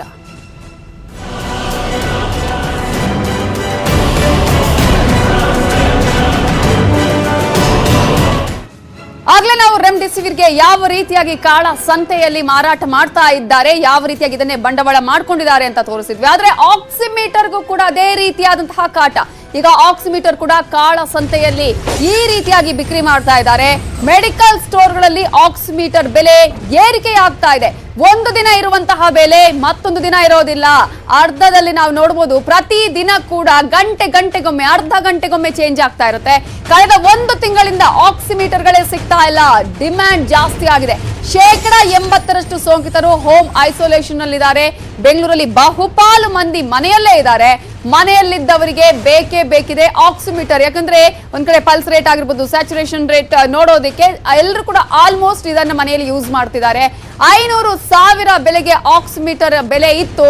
ಆದ್ರೆ ದಿಢೀರ್ ಅಂತ ಹೇಳಿ ಈಗ 2,000, 3,000, 4,000ಕ್ಕೆ ಮಾರಾಟ ಆಗ್ತಾ ಇದೆ. ಬೆಲೆ ಏರಿಕೆ ಮಾಡ್ತಾ ಇದ್ರು. ಸರ್ಕಾರ ಮಾತ್ರ ಗಪ್ ಚುಪ್ಪಾಗಿ ಕೂತಿದೆ. ಕಂಟ್ರೋಲ್ ಮಾಡಬೇಕು ಅಂತ ಅನ್ನಿಸ್ತಾನೆ ಇಲ್ಲ. ಸರ್ಕಾರ ಗಮನಕ್ಕೆ ಬಂದ್ರೂ ಕೂಡ ಯಾವುದೇ ರೀತಿಯಾದಂತಹ ಕ್ರಮ ಕೈಗೊಳ್ಳುವ ವಿಚಾರವನ್ನ ಸರ್ಕಾರ ಮಾಡ್ತಾ ಇಲ್ಲ. ಏಜೆಂಟ್ಗಳ ಮೂಲಕ ಭಾರಿ ವ್ಯವಹಾರ ನಡೀತಾ ಇದೆ. ಡೀಲರ್ಗಳ ಮೂಲಕ ವ್ಯವಹಾರ ನಡೀತಾ ಇದೆ. ಹಣದಾಸೆಗೆ ಸೋಂಕಿತರಿಗೆ ಭಾರಿ ಸುಲಿಗೆ ಮಾಡ್ತಿದ್ದಾರೆ. ಆಕ್ಸಿಮೀಟರ್ ಬೆಲೆ ಏರಿದ್ರು ಕೂಡ ಸರ್ಕಾರ ಮಾತ್ರ ಇನ್ನೂ ಸೈಲೆಂಟ್ ಆಗೇ ಇದೆ. ಇದೇ ರೀತಿಯಾಗಿ ಒಂದೊಂದು ವಿಚಾರಕ್ಕೆ ಹೀಗೆ ಸೈಲೆಂಟ್ ಆಗ್ತಾ ಇದ್ರೆ ಇನ್ನೊಂದು ದಿನ ಗೊತ್ತಾಗುತ್ತೆ ಯಾರು ಸೈಲೆಂಟ್ ಆಗುತ್ತಾರೆ, ಯಾರನ್ನ ಯಾರು ಸೈಲೆಂಟ್ ಮಾಡ್ತಾರೆ ಅನ್ನೋದನ್ನ. ಕೋವಿಡ್ ಕಾಲದಲ್ಲಿ ಹಣ ಮಾಡುವ ಹುನ್ನಾರ ನಡೀತಾ ಇದೆಯಾ ಅಂತ ಕೇಳಿದ್ರೆ ಖಂಡಿತವಾಗ್ಲೂ ಹೌದು. ಇದಕ್ಕೆ ಯಾವುದೇ ರೀತಿಯ ಅನುಮಾನ ಇಲ್ಲ. ಯಾಕಂದ್ರೆ ಮೆಡಿಕಲ್ ಸ್ಟೋರ್ಗಳಲ್ಲಿ ಆಕ್ಸಿಮೀಟರ್ ಬೆಲೆ ಎಷ್ಟಿದೆ ಅದನ್ನ ಕೂಡ ನಾವು ತೋರಿಸ್ತೀವಿ. ಯಾವ ರೀತಿಯಾಗಿ ಈಗ ಆಕ್ಸಿಮೀಟರ್ ಬೆಲೆ ಏರಿಕೆಯಾಗಿದೆ ಅದನ್ನ ಕೂಡ ನಿಮ್ಮ ಮುಂದೆ ಇಡ್ತೀವಿ. ನ್ಯೂಸ್ 18 ರಿಯಾಲಿಟಿ ಚೆಕ್ ನಲ್ಲಿ ಬಯಲಾಗಿದೆ ಈ ಒಂದು ದಂಧೆ. ಯಾವ ಮೆಡಿಕಲ್ ಸ್ಟೋರ್ ನಲ್ಲಿ ಎಷ್ಟು ಬೆಲೆ ಇದೆ ಹಾಗಾದ್ರೆ ಆಕ್ಸಿಮೀಟರ್ಗೆ? ಒಂದೊಂದು ಮೆಡಿಕಲ್ ಸ್ಟೋರ್ ನಲ್ಲಿ ಒಂದೊಂದು ರೇಟ್ ಅನ್ನ ಹೇಳ್ತಾರೆ. ಯಾವುದೇ ರೀತಿಯಲ್ಲಿ MRP ಯಲ್ಲಿ ಸಿಗ್ತಾ ಇಲ್ಲ.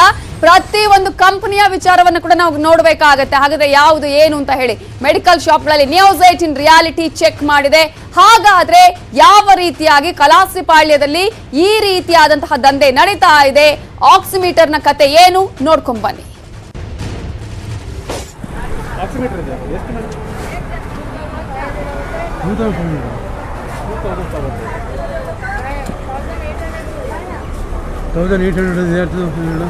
ನಿನ್ನ ಟೆಂಪ್ರೇಚರ್ದು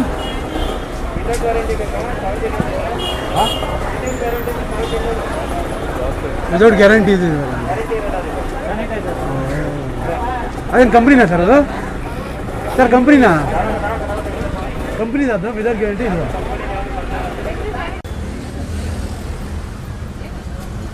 ಯಾವ ಕಂಪ್ನಿ ಅದು?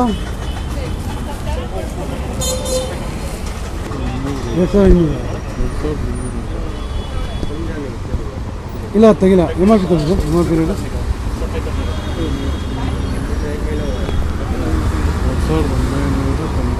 ಅವರು ಅಷ್ಟೇ ಅಂತಾರ? ಅದೇ ಆಯಿತು. ಬೇಡದಿಲ್ವ ಆಗ? 1,700 ಇದೆಯಲ್ಲ ಅದು. ಇದು ಗ್ಯಾರಂಟಿ ಇದೆ ಅದಕ್ಕೆ? 2,500 ಮಾಡ್ತಾ ಇದ್ದಿದ್ದು. ನಿಮ್ಗೆ 10% ಡಿಸ್ಕೌಂಟ್ ಮಾಡಿ ಹೇಳಿದ್ದೀನಿ. ನಾನು MRP ಹಾಕಿಲ್ಲ. MRP 3,000 ಇದೆ. ನನ್ನ ರೇಟಲ್ಲಿ 10% ಡಿಸ್ಕೌಂಟ್ ಮಾಡಿದ್ದೀನಿ.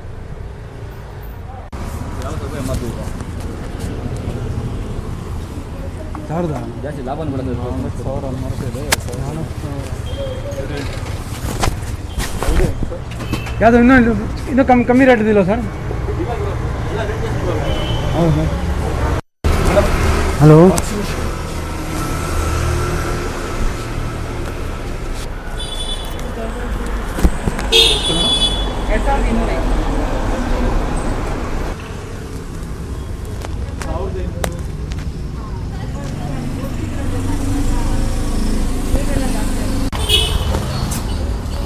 ಎಷ್ಟು ಸರ್? 1,900. 1,820 ರೂಪಾಯಿ ಲಕ್ಷ ಕೊಡ್ತಾಯಿರೋದು. ಬರ್ತಾನೆ ಇಲ್ಲ, ಸಿಗ್ತಾನೆ ಇಲ್ಲ. ಹಂಗೆ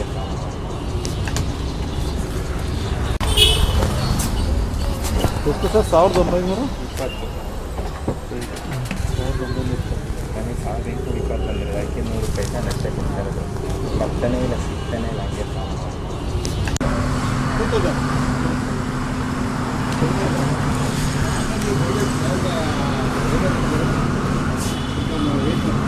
ಹಲೋ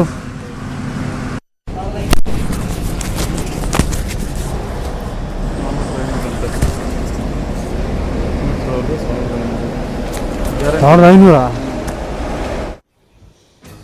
ನೋಡಿದ್ರಲ್ಲ ಯಾವ ರೀತಿಯಾಗಿ ಆಕ್ಸಿಮೀಟರ್ಗಳ ಬೆಲೆ ನಗರದಲ್ಲಿ ಒಂದೊಂದು ಮೆಡಿಕಲ್ ಸ್ಟೋರ್ಗಳಲ್ಲಿ ಒಂದೊಂದು ಡೀಲರ್ ಹತ್ರ ಯಾವ ರೀತಿಯಾಗಿ ಇದೆ ಅನ್ನುವಂಥದ್ದು.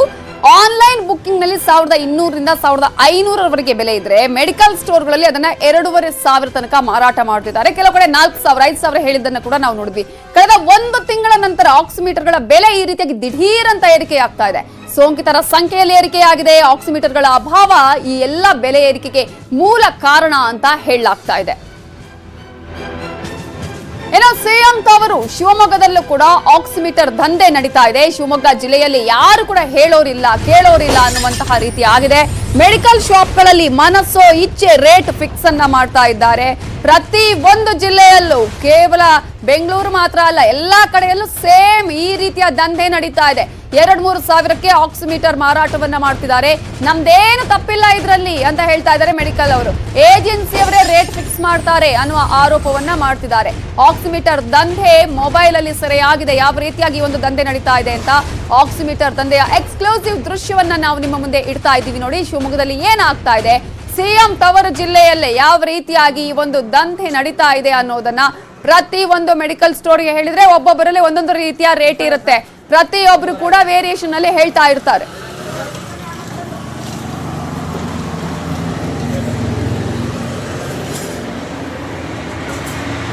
ಕಮ್ಮಿ ಇಲ್ಲ ಸರ್, 2,500 ಬಂದಿದೆ. ಅದೇ ಕಡಿಮೆ ಇಲ್ಲ ಸರ್, ಆ್ಯಕ್ಚುಲ್ ರೇಟ್ ಅಷ್ಟಿಲ್ಲ ಅಂತಾರೆ. ಕೇಳ್ಕೊಬನ್ನಿ, ಹೊರಗಡೆ ಕೇಳ್ಕೊಬನ್ನಿ. ಕೋವಿಡ್ ಅಂತ ಜಾಸ್ತಿ ಆಗಿದೆ. ಸೀಸನ್ ಜಾಸ್ತಿ ಸೀಸನ್ ಈಗ ಮಾವಿನ ಸೀಸನ್ ಥರ ಆಗ್ಬಿಟ್ಟೈತೆ. 500 ಕೊಡಲ ಸರ್? ಬರಲ್ವಾ? ನಮಗೇನೆ 1400. ಓ, ನಿಮಗೆ ಕೊಡೋರೆ ಹಂಗೆ ಮಾಡಿದಾರೆ. ನಮಗೆ ಬರೋದೇ ಅಷ್ಟಾಗಿರೋದು. ಹಾಂ, ಮೊದಲೆಲ್ಲ ಇತ್ತು 700 ರೂಪಾಯಿ 800 ರೂಪಾಯಿಗೆಲ್ಲ ಇತ್ತು. ಆದ್ರೆ ಯಾವ ರೀತಿಯಾಗಿ ಕಾಳಸಂತೆಯಲ್ಲಿ ಈ ಒಂದು ದಂಧೆ ನಡೀತಾ ಇದೆ. ಪ್ರತಿ ಒಂದು ಕಡೆಗಳಲ್ಲೂ ಈ ರೀತಿಯಂತಹ ಆಕ್ಸಿಜನ್ ವಿಚಾರ ಆಗಿರ್ಬೋದು, ಔಷಧದ ವಿಚಾರ ಆಗಿರ್ಬೋದು, ಅಥವಾ ಈಗಾಗಲೇ ನಾವು ನೋಡ್ತಾ ಇದೀವಲ್ಲ ರೆಮ್ಡೆಸಿವಿರ್ ವಿಚಾರ ಆಗಿರ್ಬೋದು, ಆಕ್ಸಿಮೀಟರ್ ವಿಚಾರ, ಎಲ್ಲಾ ಕಡೆಗಳಲ್ಲೂ ದಂಧೆಯಾಗಿ ಮಾಡ್ಕೊಂಡಿದ್ದಾರೆ. ಈಗ ಇದುವೇ ಅವರಿಗೆ ಪ್ಲಸ್ ಪಾಯಿಂಟ್. ಯಾಕಂದ್ರೆ ಇಂತಹ ಸಂದರ್ಭ ಇನ್ನೊಂದು ಸಲ ಸಿಗೋದಿಲ್ಲ ನಮ್ಗೆ ಅಂತ ಹೇಳಿ. ಹಾಗಾದ್ರೆ ಯಾವ ರೀತಿಯಾಗಿ ಸರ್ಕಾರ ಏನ್ ಮಾಡ್ತಾ ಇದೆ, ಯಾವ ರೀತಿ ಕ್ರಮವನ್ನು ಕೈಗೊಳ್ಳುವಂತಹ ನಿಟ್ಟಿನಲ್ಲಿ ಪ್ರಯತ್ನಗಳನ್ನ ಮಾಡ್ತಾ ಇದೆ, ಇದರ ಬಗ್ಗೆ ಇನ್ನಷ್ಟು ಮಾಹಿತಿ ಕೊಡ್ತೀವಿ ಬ್ರೇಕ್ ಆದ್ಮೇಲೆ. ಎಲ್ರಿಗೂ ನಮಸ್ಕಾರ. ನಿಮ್ಮೆಲ್ರಿಗೂ ಗೊತ್ತೇ ಇದೆ, ಕರೋನಾ 2ನೇ ಅಲೆ ಸ್ಟಾರ್ಟ್ ಆಗ್ತಿರೋದು. ರೆಮ್ಡೆಸಿವಿರ್ ದಂಧೆ ನಡೀತಾ ಇದೆ. ಇದೆಲ್ಲ ಕೂಡ ಸರ್ಕಾರಕ್ಕೆ ಗೊತ್ತಿದೆಯಾ ಅನ್ನೋದು ಕೂಡ ಪ್ರಶ್ನೆ ಇದೆ. ಯಾಕಂದ್ರೆ ಪ್ರತಿ ಬಾರಿ ಕೂಡ ಎಷ್ಟೋ ಮಂದಿ ಸಚಿವರೇ ಹೇಳಿದ್ದಾರೆ, ಕಾಳಸಂತೆಯಲ್ಲಿ ಮಾರಾಟ ಆಗ್ತಾ ಇದೆ, ಏನ್ ಮಾಡಬೇಕು, ಆಡಿಟಿಂಗ್ ಮಾಡಿಸಬೇಕು, ಈ ತರದ ಹೇಳಿಕೆಗಳನ್ನ. ಸೊ ಈ ವಿಚಾರಕ್ಕೆ ಸಂಬಂಧಪಟ್ಟ ಹಾಗೆ ನ್ಯೂಸ್ 18 ಕನ್ನಡ ಗ್ರೌಂಡ್ ರಿಪೋರ್ಟ್ ಅನ್ನು ಇವತ್ತು ಬೆಳಗಿನಿಂದಲೂ ಕೂಡ ಮಾಡಿದೆ. ಯಾವ ರೀತಿಯಾಗಿ ಮಾರಾಟ ದಂಧೆಯಾಗಿದೆ ಇಲ್ಲಿ ಅಂತ ಹೇಳಿ ನ್ಯೂಸ್ 18 ರಿಯಾಲಿಟಿ ಚೆಕ್ ನ ಬಿಗ್ ಇಂಪ್ಯಾಕ್ಟ್ ಇದು. ನ್ಯೂಸ್ 18 ವರದಿಗೆ ಸ್ಪಂದಿಸಿದ್ದಾರೆ ಡಿಸಿಎಂ ಅಶ್ವಥ್ ನಾರಾಯಣ್ ಅವರು. ಎಂಆರ್ಪಿಗಿಂತ ಹೆಚ್ಚು ಹಣವನ್ನ ಏನಾದ್ರೂ ತೆಗೆದುಕೊಂಡ್ರೆ ಕ್ರಮವನ್ನ ಕೈಗೊಳ್ತೀವಿ ಅನ್ನುವಂತಹ ಮಾತನ್ನ ಸ್ಪಷ್ಟನೆಯನ್ನ ಕೊಟ್ಟಿದ್ದಾರೆ ಡಿಸಿಎಂ ಅಶ್ವಥ್ ನಾರಾಯಣ್ ಅವರು. ಈ ರೀತಿ ಏನಾದ್ರೂ ನಡೆದ್ರೆ 112 112ಕ್ಕೆ ಕರೆ ಮಾಡಿ ಕಂಪ್ಲೇಂಟ್ ಮಾಡಿ. ರೆಮ್ಡೆಸಿವಿರ್ ಆಕ್ಸಿಮೀಟರ್ ಕೊರತೆಯನ್ನ ಒಪ್ಕೊಂಡಿದ್ದಾರೆ ಡಿಸಿಎಂ ಅಶ್ವಥ್ ನಾರಾಯಣ್. ಇದು ಮುಖ್ಯವಾಗಿ ನಾವು ಪ್ರೊಕ್ಯೂರ್ಮೆಂಟ್ ಮಾಡೋದನ್ನ ಸಾಕಷ್ಟು ಸಂಖ್ಯೆಯಲ್ಲಿ ಪ್ರೊಕ್ಯೂರ್ಮೆಂಟ್ ಮಾಡಿದ್ರೆ ಇವೆಲ್ಲ ಬೇಡಿಕೆಗಳಿಗೆ ಏನೋ ಅಭಾವ ಇದ್ದಾಗ ಎಲ್ಲಾ ಹಂತದಲ್ಲೂ ದುರ್ಬಳಕೆ ಮಾಡುವಂಥದ್ದು ಎಲ್ಲರೂ ಪ್ರಯತ್ನಗಳನ್ನ ಮಾಡ್ತಾ ಇದ್ದಾರೆ. ಇಂಥದ್ದು ಎಲ್ಲೇ ಇದ್ರೂ ನಿಗದಿಯಾಗಿರುವಂತ MRP ಪ್ರೈಸ್ಗಿಂತ ಯಾವುದೇ ವಸ್ತು ಆಗಿರಲಿ, ರೆಮಿಡಿಸಿವಿರ್ ಆಗಿರಲಿ, ಆಕ್ಸಿಜನ್ ಅಲ್ಲಾಗಿರ್ಲಿ, ಬೆಡ್ ಅಲ್ಲಾಗಿರ್ಲಿ, ನೀವು ಹೇಳಿದ ಪಲ್ಸ್ ಆಕ್ಸಿಮೀಟರ್ ಆಗಲಿ, ಔಷಧಿ ಮಾತ್ರೆಗಳಲ್ಲಿ ಯಾವ್ದು MRPಗಿಂತ ಯಾವುದೇ ಹೆಚ್ಚಿನ ದುಡ್ಡನ್ನು ತಗೊಳ್ತಿದೆ ಎಲ್ಲ ಕಾನೂನು ಅಡಿಯಲ್ಲಿ ಇವ್ರ ಮೇಲೆ ಕ್ರಮ ವಹಿಸೋದಂಥದ್ದು ಮಾಡ್ತೀವಿ. ಎಲ್ಲೇ ಈಗ 112 112ಗೆ ಯಾರೇ ಇಂಥ ಮಾಹಿತಿಗಳನ್ನು ಕೊಟ್ಟರೆ ತಕ್ಷಣ ಅವ್ರನ್ನ ಬಂಧಿಸಿ ಡಿಸಾಸ್ಟರ್ ಮ್ಯಾನೇಜ್ಮೆಂಟ್ ಆಕ್ಟ್ ಒಳಗಡೆ ಅವ್ರನ್ನ ಪನಿಷ್ ಮಾಡುವಂಥದ್ದು ನಾವು ಮಾಡ್ತಾ ಇದ್ದೀವಿ. ಒಟ್ಟು ಈಗ ನಾವು ಸರ್ಕಾರದಿಂದನೂ ಬಹಳ ದೊಡ್ಡ ಸಂಖ್ಯೆಯಲ್ಲಿ ಪಲ್ಸ್ ಆಕ್ಸಿಮೀಟರ್ಗಳನ್ನು ಖರೀದಿ ಮಾಡುವಂಥದ್ದು ಮಾಡ್ತಾ ಇದ್ದೀವಿ. ಇದು ನಾವು ಖರೀದಿ ಮಾಡ್ತಿದ್ದು 350 ರೂಪಾಯಿಗೆ ಮಾಡಿದ್ದು. ಈ 350 ರೂಪಾಯಿಗೆ ಸರ್ಕಾರದಲ್ಲಿ ತಗೊಂಡಿರುವಂಥದ್ದು. ಇನ್ನೊಂದು ಈಗೇನೋ ಒಂದು ಸ್ವಲ್ಪ ಜಾಸ್ತಿ ಡಿಮ್ಯಾಂಡ್ ಮಾಡ್ತಿದ್ದಾರೆ. ಎಷ್ಟೇ ಇರಲಿ ನಾವು ತಗೊಳ್ಳುವಂಥದ್ದು ಮಾಡೋಣ. ಇನ್ನೂ ಒಂದು 2 ಲಕ್ಷ ಪಲ್ಸ್ ಆಕ್ಸಿಮೀಟರ್ನ ತಗೊಳ್ಬೇಕು ಅಂತ ಸೂಚಿಸಿದ್ದೀನಿ. ಈಗ ನಮ್ಮಲ್ಲಿ 25,000 ಇದೆ. 25,000 ಇರೋದನ್ನು ತಕ್ಷಣ ಹಂಚಿಸುವಂಥದ್ದು ಮಾಡಿ. ರೆಮಿಡಿಸಿವಿರ್ ಕೊರತೆ ನಿಭಾಯಿಸಿದೀವಿ ಅಂತ ಹೇಳಿದ್ರೆ ಅಷ್ಟು ಸೂಕ್ತ ಇಲ್ಲ. ಖಂಡಿತ ಬೇಡಿಕೆಯನ್ನು ಪೂರೈಸಲಿಕ್ಕೆ ಈಗ ಪ್ರತಿನಿತ್ಯ ನಾವು ಸಂಬಂಧಪಟ್ಟ ಕಂಪ್ನಿಗಳಿಗೆಲ್ಲ ಈಗ ಡಿಸಾಸ್ಟರ್ ಮ್ಯಾನೇಜ್ಮೆಂಟ್ ಆಕ್ಟ್ ಅಡಿಯಲ್ಲಿ ನೋಟಿಸ್ ಕೊಡುವಂಥದ್ದು ಮಾಡ್ತಾ ಇದೀವಿ. ಇವತ್ತು ನೋಟಿಸ್ ಹೋಗುವಂಥದ್ದು ಆಗ್ತಿದೆ. ನೋಟಿಸ್ ಕೊಟ್ಟು ಪ್ರತಿದಿನ ನಮಗೆ 35,000 ಡೋಸಸ್ನ ಪ್ರತಿದಿನ ಕೊಡುವಂಥದ್ದಾಗಬೇಕು. ಬಂದಂಥದ್ದನ್ನ ಪ್ರತಿದಿನನೂ ಎಲ್ಲರಿಗೂ ಹಂಚಿಕೆ ಮಾಡೋಂಥದ್ದು. ಪ್ರತಿದಿನ ಇವತ್ತಿನಿಂದ 35,000 ಕೊಡಬೇಕು ಅಂತ ಗುರಿ ಇಟ್ಕೊಂಡಿದ್ವಿ. ಇವತ್ತಿಂದ ಸರಿಯಾಗಿಲ್ಲ, ನಾಳೆಯಿಂದನೂ 35,000 ಡೋಸಸ್ ಪ್ರತಿದಿನ ಇಡೀ ರಾಜ್ಯ ಉದ್ದಾಗಲದಲ್ಲಿ ರೆಮಿಡಿಸಿವಿರ್ ಡೋಸಸ್ನ ಕೊಡುವಂಥದ್ದು ಮಾಡಿ. ನಾವು ಕ್ರಮವನ್ನ ಕೈಗೊಳ್ತೀವಿ, ಯಾರೇ ಆದ್ರೂ ಕಂಪ್ಲೇಂಟ್ ಮಾಡಿ ಹೇಳೋದು ಈಸಿ, ಆದ್ರೆ ಬಾಯಿ ಮಾತಲ್ಲಿ ಇದು ಆಗ್ಬಾರ್ದು, ಭರವಸೆ ಮಾತ್ರ ಕೊಡುವಂತಹ ಪ್ರಯತ್ನ ಆಗ್ಬಾರ್ದು. ಕ್ರಮವನ್ನ ಕೈಗೊಳ್ಬೇಕು. ಸರ್ಕಾರ ಇದ್ರ ಬಗ್ಗೆ ನಿಜವಾಗ್ಲೂ ಕೂಡ ಗಮನ ಹರಿಸಬೇಕಾಗತ್ತೆ. ಆಗ ಮಾತ್ರ ಇಂತಹ ಕಾಳಸಂತೆಕೋರರ ವಿರುದ್ಧ ಹೋರಾಟ ಮಾಡೋದಕ್ಕೆ, ಜನರಿಗೆ ಇದರಿಂದ ಸಹಾಯ ಆಗೋದಕ್ಕೆ ಸಾಧ್ಯ ಆಗುತ್ತೆ. ನೋಡೋಣ ಈ ಸರ್ಕಾರ ಈ ನಿಟ್ಟಿನಲ್ಲಿ ಕೆಲಸ ಮಾಡುತ್ತಾ ಅಂತ ಹೇಳಿ. ಯಾವ ರೀತಿಯಾಗಿ ಜನರಿಗೆ ಇದು ಸಮಸ್ಯೆ ಆಗ್ತಾ ಇದೆ, ಯಾವ ರೀತಿಯಾಗಿ ಕಾಳಸಂತೆಯಲ್ಲಿ ಈ ರೀತಿಯಾಗಿ ಬಿಕ್ರಿ ಆಗ್ತಾ ಇದೆ, ಮಾರಾಟ ಆಗ್ತಾ ಇದೆ, ಏನಾಗ್ತಾ ಇದೆ, ಸದ್ಯದ ಸಿಚುವೇಶನ್ಗಳು ಯಾವ ರೀತಿಯಾಗಿದೆ ಅನ್ನೋದ್ರ ಬಗ್ಗೆ ಮಾತನಾಡೋದಕ್ಕೆ ಸಾಂಕ್ರಾಮಿಕ ರೋಗ ತಜ್ಞರಾಗಿರುವಂತಹ ಡಾಕ್ಟರ್ ಸುನೀಲ್ ಅವರು ನಮ್ಮ ಜೊತೆ ಈಗ ನೇರ ಸಂಪರ್ಕದಲ್ಲಿದ್ದಾರೆ. ನಮಸ್ತೆ ಸರ್, ಹೇಗಿದ್ದೀರಿ? ನಮಸ್ತೆ ಮೇಡಮ್, ನೀವ್ ಹೇಗಿದ್ದೀರಾ? ನಾನು ಚೆನ್ನಾಗಿದ್ದೀನಿ ಸರ್. ಈಗ ನೋಡ್ತಾ ಇದೀವಿ ಹಾಸ್ಪಿಟಲ್ಗಳಲ್ಲಿ ಯಾವ ರೀತಿಯಾಗಿ ಈಗ ಜನ ಒದ್ದಾಡ್ತಾ ಇದ್ದಾರೆ, ಯಾವ ರೀತಿಯಾಗಿ ಎಲ್ಲರೂ ಕೂಡ ಪ್ರಾಣವನ್ನ ಕೈಯಲ್ಲಿ ಇಟ್ಕೊಳ್ಬೇಕಂತಹ ಪರಿಸ್ಥಿತಿ ನಿರ್ಮಾಣ ಆಗಿದೆ. ಪ್ರತಿಯೊಬ್ಬರು ಕೂಡ ಆತಂಕದಲ್ಲಿ ಬದುಕುವಂತಹ ಸ್ಥಿತಿ. ಆದ್ರೆ ಕಾಳಸಂತೆಕೋರರಿಗೆ ಮಾತ್ರ ಇದುವೇ ಬಂಡವಾಳ ಮಾಡ್ಕೊಂಡಿದ್ದಾರೆ ಅಂತ ಹೇಳಿ. ರೆಮ್ಡೆಸಿವಿರ್ ಆಗಿರ್ಬೋದು, ಸಿಕ್ಕಿದ್ರೆ ಯಾರಿಗಾದ್ರೂ ಸಿಕ್ಕಿದ್ರೆ ಪುಣ್ಯ, ಅದು ಕಡಿಮೆ ರೇಟ್ ಅಲ್ಲಿ ಅನ್ನುವಂತಹ ಪರಿಸ್ಥಿತಿ ನಿರ್ಮಾಣ ಆಗಿದೆ ಈಗ ಅಂತ.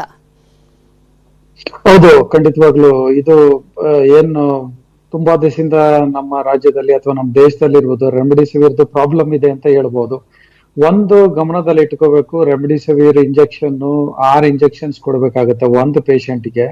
ಈಗ ಸ್ಕೇರ್ಸಿಟಿ ಇರೋದ್ರಿಂದ ಎಷ್ಟೋ ಕಡೆ 2 ಕೊಡ್ತಾರೆ, 1 ಕೊಡ್ತಾರೆ, ಆಮೇಲೆ ಸೆಕೆಂಡ್ ಅಥವಾ ಥರ್ಡ್ ಡೋಸ್ ಅವರಿಗೆ ಸಿಗೋದಿಲ್ಲ. ಇದು ಬಹಳ ಪ್ರಾಬ್ಲಮ್ ಆಗುತ್ತೆ, ಪೇಷಂಟ್ಗಳ ಒಂದು ಆರೋಗ್ಯದ ಮೇಲೆ ಎಫೆಕ್ಟ್ ಆಗ್ಬೋದು ಅಂತ ಹೇಳ್ತೀನಿ. ಸೊ ಯಾವ್ದೇ ಒಂದು ಪೇಷಂಟ್ ಯಾರೇ ಕೊಟ್ರು ಕೂಡ ಡಾಕ್ಟರ್ 6 ರೆಮಿಡಿಸಿವಿರ್ ಕೊಡ್ಬೇಕು. ಅದಕ್ಕೆ ಈಗ ಯಾವ್ದೋ ಒಂದು ವಿಷಯದಲ್ಲಿ ತುಂಬಾ ಡಿಮ್ಯಾಂಡ್ ಇದೆ ಅಂತ ಹೇಳ್ಬಿಟ್ಟು ಅಥವಾ ಸಿಗ್ತಾ ಇಲ್ಲ ಅಂತ ಹೇಳಿ ಬರೀ 2-3 ತಗೊಂಡೋಗಿ ಕೊಡೋದು ಖಂಡಿತವಾಗ್ಲೂ ತಪ್ಪು. ಇದು ಫಸ್ಟ್ ಅಡ್ಮಿಷನ್ ಆದ್ಮೇಲೆ ನೋಡಿ, ಒಂದು ಗಮನದಲ್ಲಿ ಇಟ್ಕೋಬೇಕು, ರೆಮಿಡಿಸಿವಿರ್ ಅನ್ನೋದೇನು ಒಂದು ರಾಮಬಾಣ ಅಲ್ಲ, ಅಥವಾ like it is like A treatment of choice ಅಂತಲ್ಲ. ಬಟ್ ಗೈಡ್ ಲೈನ್ ಅಲ್ಲಿ ರೆಮಿಡಿಸಿವಿರ್ ಕೊಟ್ರೆ ಪೇಷಂಟ್ಸ್ ಚೆನ್ನಾಗ್ ಆಗ್ತಾರೆ. ಆಗಿರೋದ್ರಿಂದ ಫಸ್ಟ್ ದಿನ 2 ರೆಮಿಡಿಸಿವಿರ್ ಇಂಜೆಕ್ಷನ್ ಕೊಡ್ತೀವಿ, 100 mg 2.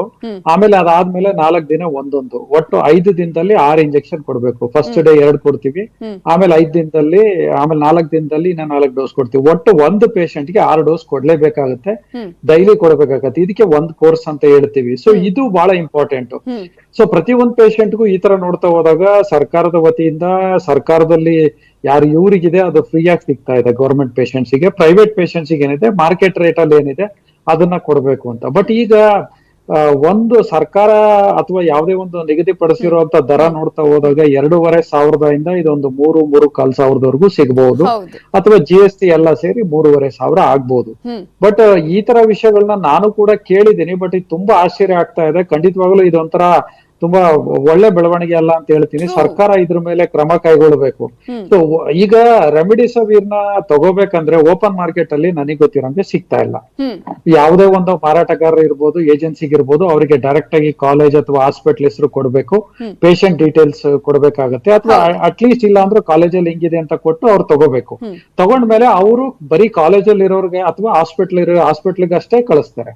ಸೊ ಹಾಗಾಗಿ ಹೊರಗ್ನವ್ರು ಯಾರೇ ಹೋಗಿ ಅವ್ರ ಹತ್ರ ಏನ್ ಕೇಳಿದ್ರು ಕೂಡ ಏಜೆನ್ಸಿ ಅಲ್ಲಿ ಕೊಡ್ಲಿಕ್ಕೆ ಆಗಲ್ಲ. ಬಟ್ ಆದ್ರೂ ಇಷ್ಟೆಲ್ಲ ಆದ್ಮೇಲೂ ತಗೊಂಡ್ಮೇಲೆ ಈ ಕಾಳಸಂತೆಯಲ್ಲಿ ಹೋಗ್ತಾ ಇದೆ ಅಂದ್ರೆ ಖಂಡಿತವಾಗ್ಲೂ ಇದು ಸರ್ಕಾರ ಇದ್ರ ಬಗ್ಗೆ ಗಮನ ಹರಿಸಬೇಕು, ಎಲ್ಲರಿಗೂ ಇದನ್ನ ಸಿಗೋ ತರ ಮಾಡಬೇಕು. ಆಮೇಲೆ ಏನಾಗುತ್ತೆ ಡಾಕ್ಟರ್, ಸಾಕಷ್ಟು ಅನುಮಾನಗಳಿದೆ, ಹೇಗ್ ಸಿಗ್ತಾ ಇದೆ ಒಂದಷ್ಟು ಅನುಮಾನಗಳನ್ನ ನಾವ್ ಈಗಾಗಲೇ ನೋಡ್ತಾ ಇದ್ವಿ. ಹಾಗಾದ್ರೆ ಎಲ್ಲಿಂದ ಈ ರೀತಿಯಾಗಿ ಅವ್ರಿಗೆ ಪರ್ಮಿಷನ್ ಸಿಗ್ತಾ ಇದೆ ಅನ್ನೋದು ಕೂಡ ಬಹಳ ಒಂದು ಪ್ರಶ್ನಾರ್ಥಕ ಆಗಿದೆ ಇಲ್ಲಿ. ಹಾಗಾದ್ರೆ ಇದ್ರ ಬಗ್ಗೆ ಕೂಡ ನಾನು ಪ್ರಶ್ನೆಯನ್ನ ಮಾಡ್ತೀನಿ, ಡಾಕ್ಟರ್ ಸುನೀಲ್ ಅವರಿಂದ ಮಾಹಿತಿಯನ್ನ ಪಡ್ಕೊಳ್ತೀನಿ ಒಂದು ಚಿಕ್ಕ ಬ್ರೇಕ್ ಆದ್ಮೇಲೆ. ಸಂತೆ ಕೂಡ ನಡೀತಾ ಇರೋದನ್ನ ನಾವು ನೋಡ್ತಾ ಇದ್ದೀವಿ. ಹಾಗಾದ್ರೆ ಇದು ಎಷ್ಟು ಇಂಪಾರ್ಟೆಂಟ್ ಈಗ ಇಂತಹ ಸಂದರ್ಭದಲ್ಲಿ ಅನ್ನೋದು ಕೂಡ ಪ್ರಶ್ನೆ ಇರುತ್ತೆ ಎಲ್ರಿಗೂ ಕೂಡ. ಆದ್ರೆ ಹೇಗೆ ಇದು ಕಾಳಸಂತೆಯಲ್ಲಿ ಈಗ ಬಿಕ್ರಿ ಆಗ್ತಾ ಇದೆ, ಮಾರಾಟ ಆಗ್ತಾ ಇದೆ ಅನ್ನೋದು ಕೂಡ ಸರ್ಕಾರದ ಗಮನಕ್ಕೆ ಬಂದ್ರೂ ಇದರ ಬಗ್ಗೆ ಯಾಕೆ ಕ್ರಮ ಕೈಗೊಂಡಿಲ್ಲ, ಹೀಗೆ ನೂರಾರು ಪ್ರಶ್ನೆಗಳಿದೆ. ಡಾಕ್ಟರ್ ಸುನೀಲ್ ಅವರೇ, ಈಗ ಆಕ್ಸಿಮೀಟರ್ ವಿಚಾರವನ್ನೇ ನಾವು ಮಾತನಾಡೋದಾದ್ರೆ ಎಷ್ಟೋ ಸಂದರ್ಭದಲ್ಲಿ ಹೋಮ್ ಐಸೋಲೇಷನ್ ಅಲ್ಲಿ ಇರುವಂತವರು ಸಾಕಷ್ಟು ಜನ ಇದನ್ನ ತೆಗೆದುಕೊಂಡಿರ್ತಾರೆ. ಅದುವೇ ಈಗ ರೇಟ್ ಜಾಸ್ತಿ ಆಗೋದಕ್ಕೆ ಕಾರಣ ಅಂತ ಒಂದೊಬ್ರಿಗೆ ಹೇಳುವಂತಹ, ಮೆಡಿಕಲ್ ಅವರೇ ಹೇಳುವಂತಹ ಒಂದು ಮಾತು ಅಂತ ಹೇಳಿ 3,000, 4,000, 5,000 ಕೂಡ ಏರಿಕೆ ಆಗ್ತಾ ಇರೋದನ್ನ ನೋಡ್ತಾ ಇದೀವಿ.